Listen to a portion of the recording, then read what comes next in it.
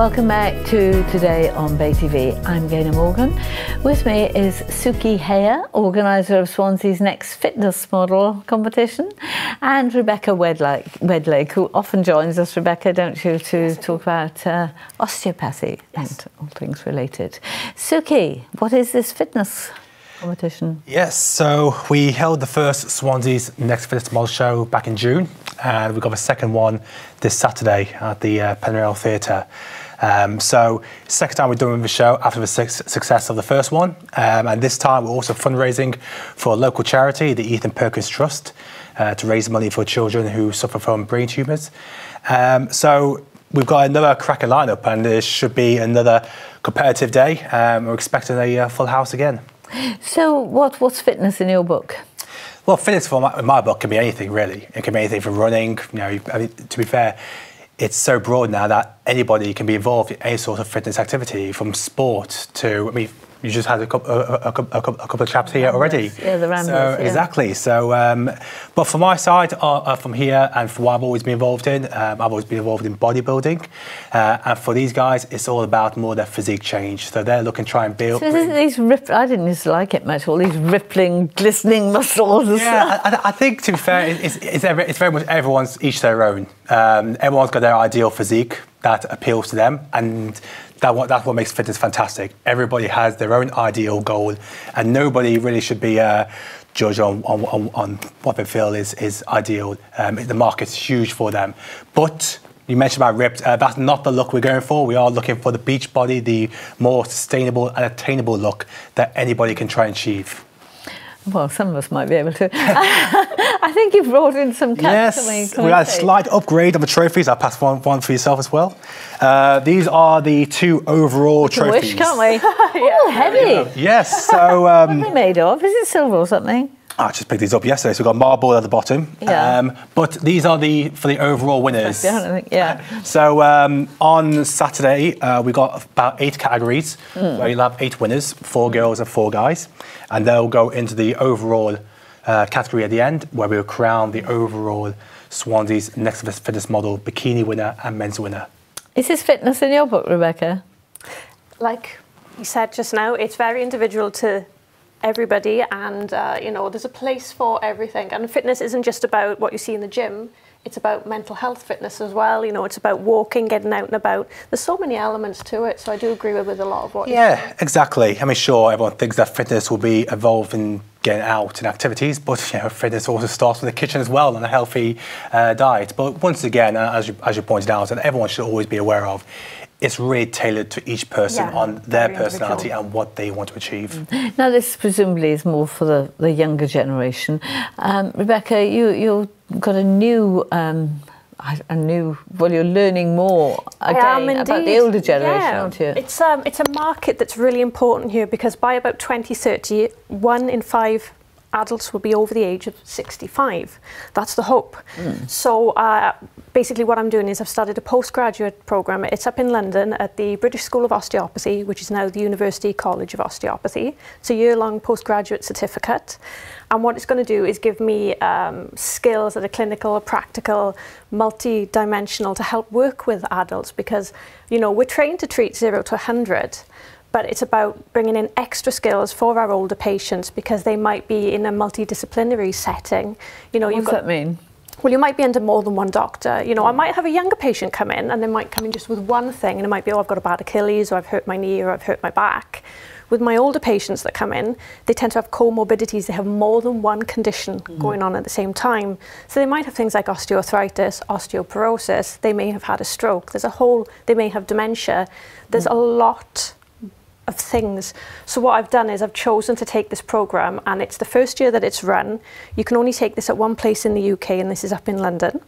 And I'll be one of the first 7 through with this programme. So it's what's exciting. New about it? Because an awful lot of time and money, in fairness, is spent on the older age group, isn't it? Yeah, it's because it's the only award-bearing course in the UK for this group. So it's going to give us contemporary evidence-informed skills moving forward. It's, you know, things about safeguarding, you know, nutrition, polypharmacy, the effects and the biology of ageing. The lectures are absolutely brilliant. Sounds a bit depressing to me. Oh no, do you know the biology of aging. But it's important to understand what's going on. And we have, I was up there earlier this month, and we had lecturers come in from Guy's and St Thomas's, and I'm going to a conference on the 14th of the next month. How will this help you? How will it inform you when you're dealing with your people? Because it's going to give me really specialist skills and offer me the opportunity to say, yes, this is an area of specialisation for me. Because we have a lot of older people living in Swansea. You know, people do tend to, when you become an osteopath, we have to do CPD points. We have to keep educating year by year for our requirements. Some people choose to do more generalised certificates. Some people go for more specialisation, and I think that this is something, because I'll be one of a few people that will have this particular award to be able to offer my patients. Because when you're older, you might think to yourself, oh, I'm also, is osteopathy even suitable for me, or is it something, and you might be really unsure. You're more likely to have an adverse reaction from medication than from osteopathic treatment. So hopefully by having this skill set, it'll offer me really excellent skills too. I know you take your work very seriously and that you want to offer your patients the very best. Yeah. But it seems to me, at my mundane level, that it's all the practical aspects that need addressing. You know, queuing up at the doctor's surgery, waiting all night in casualty. I think Doris Lessing, the author, once said it's hard work getting old. Yeah, and it's all that kind of thing that needs to be alleviated, surely. That's part of it as well. That is part of it, because obviously, and it's not the GP's fault. If you go to your doctor, it's not the GP's fault, but whatever's behind it is at fault. You've got 5 out of 10 minutes with your doctor. If you come to an appointment with me, you've got an hour and 15 for your first appointment, 30 to 45 minutes at follow-up.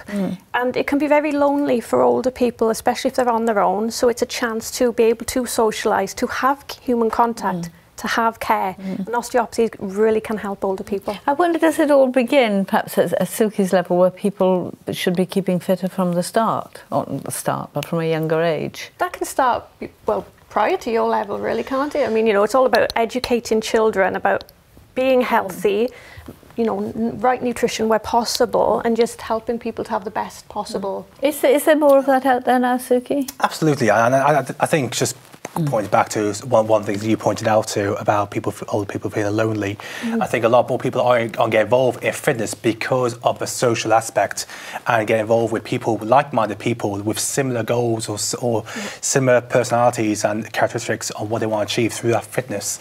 So I do feel that the social aspect is one of the bigger things that people are trying to get involved in. Yeah, I agree with that, because it all ties into, you know, it's not just your physical health then, it's your mental health, it's your spiritual health, it's the larger picture. And what about with bodybuilding? You know, people have taken all these steroids and these protein drinks and all this stuff. Is all that healthy? Or? Well, yeah, I mean, I think there's people can look at it 2 ways, but it's no difference from any sport, whether you look at cycling, football, rugby. But of course, on the protein standpoint, it's all dependent to each individual. What people need to understand is it's not for everyone. However, if you are training at a certain level and you are tearing the microfibers within your muscle, then you do need sufficient amount of protein to help repair that. And that's obviously all tailored specifically to the type of person who's training. Once again, it's down to each individual. Yes, social media and today's media may portray something different, but I think in the end you have to look at the type of training you're doing and base it on similar people on a similar level to yourself on what they're doing and how they improve themselves. And your personal health as well, because you've got to think about your own medical health conditions and things. And that's why it's all individual to the person. Individual. To get back to the show just quite quickly, where is it? When is it? Is it too late to... No, people can still sign up, but obviously tickets are still available. It's this Saturday at the Penrail Theatre in Grosseinen. Doors open at 11, starts at 12 o'clock. We got a raffle draw, raising money once again for the Ethan Perkins Trust. We have 6 hampers, nearly totaling £2,000. So do come down to support the show and even to support the charity. You've got to be fit to join in, but you don't have to be fit to watch. Exactly. Open to everybody. And Rebecca, what's your advice to older people out there who might be listening? You know, it's all about, if you've got any questions, if you're wondering, is it suitable for me? Get in touch with your local osteopath. You can have a look on the internet, you can have a look in your yellow pages. I'm based at Philium Osteopathy, which is in Gorsainon. Phone up and just have a chat. Talk about what you want. Talk about what conditions you've got, and let's see if it is suitable for you. So it's never too late to make a change? It is never too late. I've got an 8-year span between my eldest patient and my youngest patient at the moment. So for me yet then, is there? I might not get to the fitness show, but I can come to you. Thank you, guys. Thank you very much. It's very enlightening, and it's nice to know so much help out there. Well, when we return, we'll see how Rachel is getting on with Vijay Singh. So we'll look forward to that.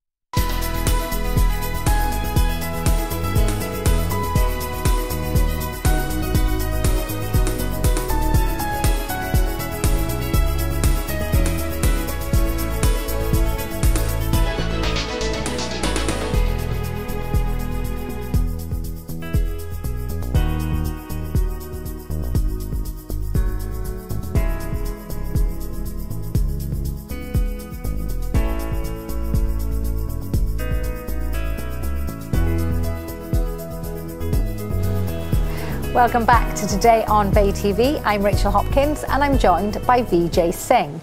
Vijay, thank you so much for joining us today. Now you are a very experienced performance poet.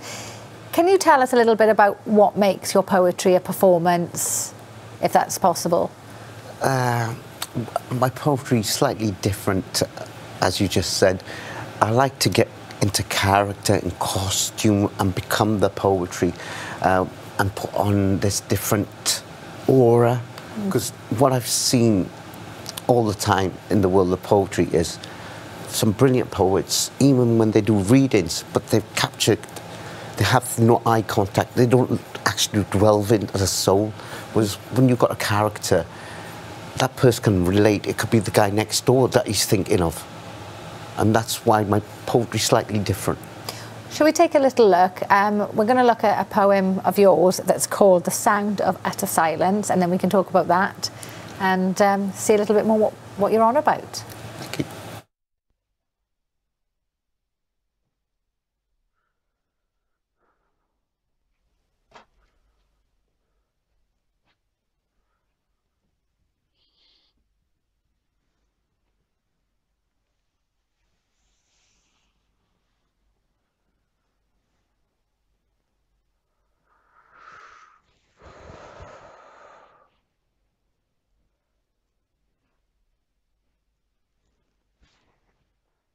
It's just like an Arctic chill. It engulfs me. It deafens me. The sound of utter silence. Footsteps.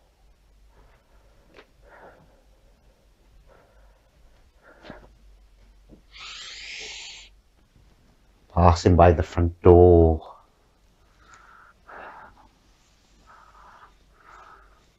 Cars flowing by as they go slow. It's just the empty silence, the sound of utter silence. You see?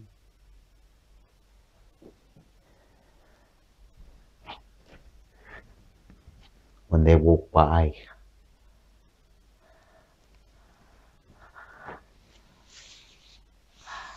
I look from the window. I peer.